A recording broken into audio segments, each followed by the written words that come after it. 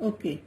Now we will see in solid state. The last topics are, first is non-stoichiometric defect. Okay. इसमें they do not disturb the stoichiometry of the crystal or crystalline substance. So first one is metal excess defect. ठीक है. Examples are metal excess defect में भी दो हैं बेटा. Due to anionic vacancy and metal excess defect due to presence of extra cations at interstitial sites. So what are the anionic vacancy? Let me explain you. Examples are NaCl and KCl crystals. Here can you see the diagram? If this is the NaCl crystal, okay.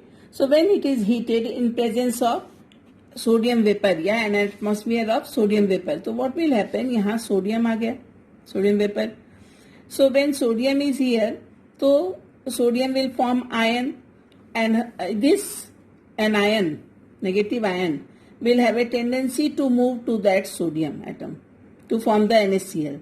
तो sodium has to release one electron. आई बात समझ में? तो वो sodium ने sodium ion बनने के लिए जो इलेक्ट्रॉन रिलीज किया वो इस पोजीशन पे आ गया. इस पोजीशन पे पहले से क्या है? Cl minus.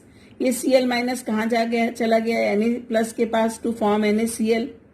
तो here you see here there is a vacancy. Which vacancy? Anionic vacancy. And now it is occupied by the electron. From where this electron came? The sodium Na has released one electron to form Na plus ion. तो वो electron यहाँ आ गया. And due to this, what will happen? Now it is, this center is known as Farben-Zenter center. Right है. और इसकी वजह से इसका कलर जो है सोडियम क्रिस्टल का, NaCl क्रिस्टल का, they impart yellow color to the NaCl crystal. Now this, can I say children, in this crystal there is excess of sodium. Understood? When NaCl crystal is heated in presence of sodium vapor, so sodium will deposit here, and this sodium will lose one electron, and Cl will move to that sodium ion, and NaCl is formed again. But here vacancy will be there, that is occupied by the electron, and now this crystal has excess of sodium. This phenomenon is known as defect due to the anionic vacancy, and this imparts the color to the crystal. So certain colors we have to remember for 1 mark question. The color resulted by this is, ऐसा क्यों होता है? Because when they absorb energy, the electrons, when they absorb energy from the visible light falling on the crystal, so excess of lithium will make LiCl crystal pink. एक example ये हो गया LiCl. And excess of potassium will make KCl crystal violet. Okay? So KCl में positive ion K बनाएगा, then LiCl में positive ion Li बनाएगा. Second type of defect is metal excess defect due to the presence of extra cations. When ZnO is heated, it will give Zn2 plus half O2 plus 2 electron. So excess of Zn will be produced in ZnO crystal, and now the formula of the Zn crystal will be Zn1 plus XO. Here also I have written Zn1 plus XO. ठीक है? Simple, इसमें कोई ज़्यादा दिमाग का काम नहीं है. Then comes metal deficiency defect. Actually what happens, there are many solids which are difficult to prepare in proper stoichiometric composition. तो जितना होना चाहिए उससे कम मेटल हो तो इसको कहते हैं metal deficiency defect.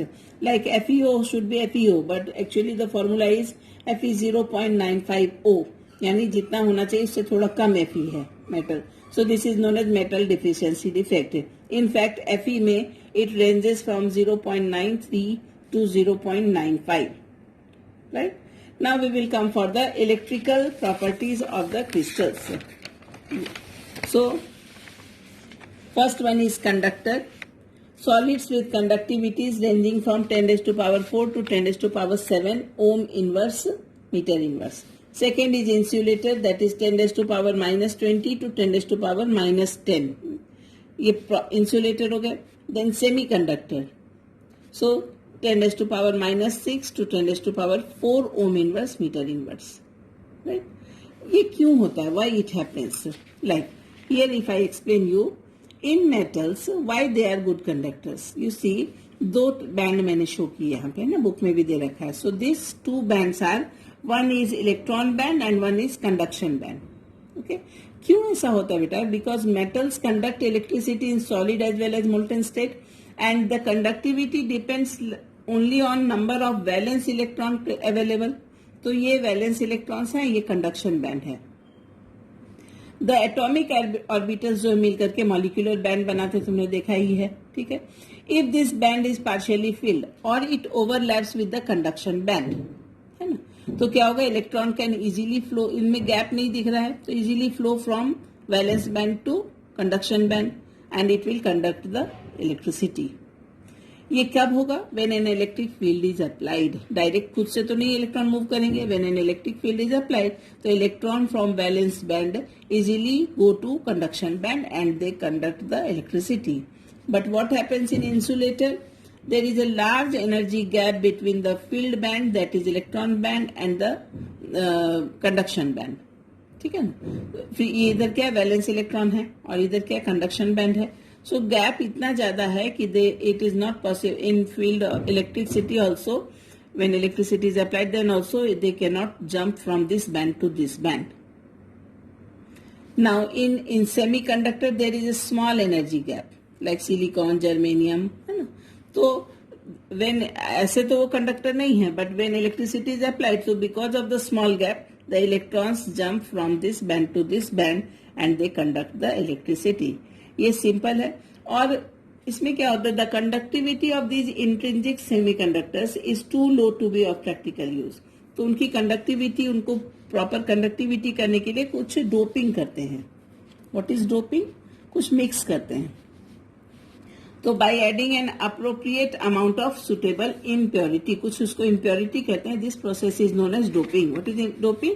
When an substance is mixed to make it impure, but उसकी वैल्यू इंक्रीज कर देते हैं. देयर सेमीकंडक्टर को कंडक्टर बनाने के लिए डोपिंग करते हैं.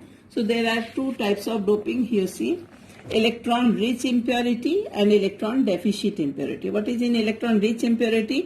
सिलिकॉन एंड जर्मेनियम पता है ग्रुप 14 में है, राइट. तो ग्रुप 14 में आउटर मोस्ट ऑर्बिट में 4 इलेक्ट्रॉन होंगे, 4. And if they are doped with silicon germanium, ठीक है, 4 इलेक्ट्रॉन्स वैलेंस. ठीक है, तो व्हाट विल हैपन? अगर ग्रुप 15 के साथ इनको डोपिंग करें, ग्रुप 15 लाइक फास्फोरस, आर्सेनिक, है ना, तो इनमें आउटर मोस्ट में कितने इलेक्ट्रॉन है? 5 इलेक्ट्रॉन, 5 इलेक्ट्रॉन. तो 4 इलेक्ट्रॉन वाले को डोपिंग अगर 5 इलेक्ट्रॉन के साथ करें तो 4 तो बॉन्ड बन जाएंगे, लेकिन 1 electron will be left and that electron will be extra. You understood? 4 electron और 4 इलेक्ट्रॉन तो बॉन्ड बना लिया. So that electron which 5 valence electron है and they occupy some of the lattice sites in silicon and germanium. 4 out of 5 are used in formation of 4 bonds. Which type of bond? Covalent bond. लेकिन what will happen? 5th electron extra है and it becomes delocalized. और ये delocalized electron जो होते हैं free electron, that actually enhance या increase the conductivity of doped silicon और germanium. आगे बात समझ में. अब नेगेटिव को इंक्रीज किया, यानी इलेक्ट्रॉन्स एक्स्ट्रा हैं, एक्स्ट्रा. ठीक है, तो इसको कहते हैं N type of semiconductor. N type semiconductor. क्यों एन टाइप? क्योंकि नेगेटिव टाइप सेमीकंडक्टर हुआ, इलेक्ट्रॉन एक्स्ट्रा है. इसी तरह से सेकेंड वाला होगा P type semiconductor. P type semiconductor. What will happen in p-type? Group silicon, germanium, 4 electron, doped with group 13 elements. ठीक है, तो ग्रुप 13 का कोई एग्जांपल जैसे एल्यूमिनियम, बोरॉन है, एल्यूमिनियम है और गैलियम है. इनके साथ अगर की डोपिंग भी, तो इसमें आउटर मोस्ट में 3 इलेक्ट्रॉन, 3 इलेक्ट्रॉन, 3 इलेक्ट्रॉन. सो इन दोनों की जब डोपिंग होगी तो यू नो 3 कोवेलेंट बॉन्ड तो बन जाएंगे, but n electron from a neighbouring atom can come and fill the electron hole. But एक कम हो रहा है, 4 + 3 7 ही हो रहे हैं, है ना, तो एक कम हो रहा है. therefore it forms the p type of semiconductor, positive type of semiconductor. 1 electron is less, so positive type of semiconductor. Now why doping is done? To increase the properties of semiconductors. तो दो तरह के semiconductors बनेंगे। What are these applications of N type and P type? You understood N type जिसमें electron extra हो, P type जिसमें electron कम हो।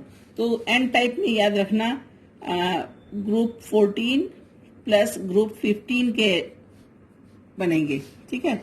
बट पी टाइप में ग्रुप 13 एंड ग्रुप 14 प्लस 13 यानी 7, इसमें एक इलेक्ट्रॉन लेस रहेगा पी टाइप में, ठीक है। तो diode is a combination of N type and P type of semiconductor and it is used as a rectifier, ठीक है। तो NPN एंड PNP टाइप बनाते हैं, यानी दोनों का कॉम्बिनेशन करते हैं, negative type of semiconductor, positive type of semiconductor and negative type of semiconductor. Similarly बीच में सैंडविच हो गया नेगेटिव PNP, ओके। तो ये सब यूज होते हैं ट्रांजिस्टर्स में टू यूज टू डिटेक्ट और एम्पलीफाई द रेडियो और audio signals. These are the uses of doping and by this the PNP और NPN type of semiconductors combinations are made. Semiconductors के साथ ये combination बनता है, that is PNP and NPN, right? Now certain examples are written. Typical compounds of group 13 to 15 are indium antimony का combination बनाया, aluminium, phosphorus, gallium, arsenic, gallium arsenide, GaAs ऐसे करके combination बनाते हैं। and they have very fast response and they have revolutionized the design of semiconductor devices, ठीक है। 12 to 16 compounds का example हो जाएगा ZNS, CDS, CDSE, HG, tellurium, etc. right? इसमें क्या एक इंटरेस्टिंग बात है, ये 1 मार्क क्वेश्चन हमेशा इसमें से आता है, that is transition metals oxides show marked differences in electrical properties like TiO, CrO2, ReO3, they behave like now metals, ठीक है। Rhenium oxide, ReO3 is like metallic copper in its conductivity, metallic copper जैसा हो जाता है वो जब, and appearance, ठीक।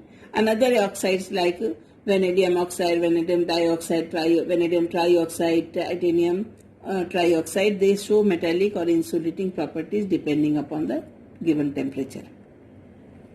Now last topic is magnetic properties. बेटा इलेक्ट्रॉन का दो टाइप का मोशन होता है, एक तो वो अपने एक्सिस पे मूव करेगा और एक वो रोटेट करेगा न्यूक्लियस के चारों तरफ। So electron being a charge particle and undergoing these two types of motion considered as a small loop of current which possesses a magnetic moment. तो हर इलेक्ट्रॉन का एक दो तरह की मोशन है और उसके साथ एक मैग्नेटिक मोमेंट एसोसिएटेड है। इसकी वैल्यू हमें 1 मार्क क्वेश्चन के लिए याद रखना है and unit is Bohr magneton, है ना। तो Bohr magneton is expressed by mu B, ऐसे लिखते हैं mu B, right.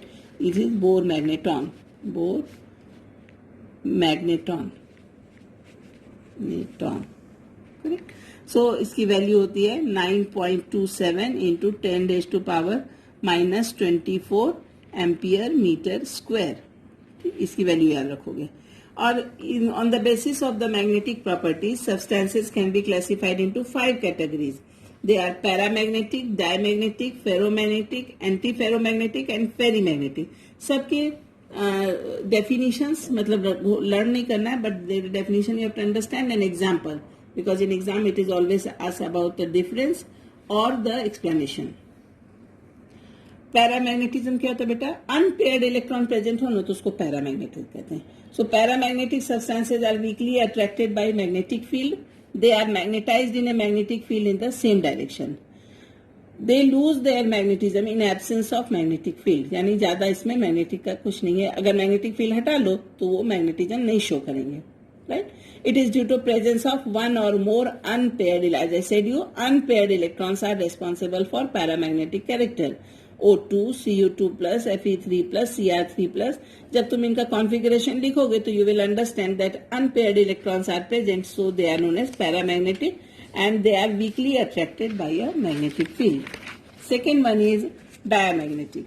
Diamagnetics are weakly repelled by the magnetic field, like H2O, NaCl, benzene are examples of such substances. They are also weakly magnetized in magnetic field in opposite direction. Diamagnetic is shown by those substances in which all the electrons are paired and there is no unpaired electron. Pairing of electron cancels their magnetic moment and they lose their magnetic character. Ferromagnetic. Iron, cobalt, iron, cobalt, nickel, gadolinium and CrO2. They are attracted very strongly by a magnetic field. So, such substances are called ferromagnetic characters. They can be made permanent magnet. ठीक है? In solid state, the metal ions of ferromagnetic substances are grouped together in small region. अगर तुमको ध्यान होगा तो हमने पढ़ा था जब मैग्नेट कभी जब पढ़ा होगा तो मैग्नेट में स्मॉल डोमेन्स होते हैं. If this is a magnet, तो small domains are present. ठीक है? So in they are randomly present, but in presence of a magnet, the domains are now properly arranged and they form a magnet. सब में north south pole है and they form a permanent magnet. So this happens in ferromagnetism. Here it is written also that in solid state the metal ions of ferromagnetic substances are grouped together into small regions called domains. Thus each domain acts as a tiny magnet. Each domain में north pole south pole है और एक magnet है. In an unmagnetized piece of ferromagnetic substance, the domains are randomly oriented. मैंने बताया ना कहीं कहीं भी oriented होते हैं. And their magnetic moments get cancelled. But when it is placed in the magnetic field, all the domains are now oriented in the direction of magnetic field. And a strong magnetic effect is produced. This ordering of domains persists when even the magnetic field is removed. अब domains इतने अच्छी तरीके से arrange हो गए कि ये एक permanent magnet बन जाता है.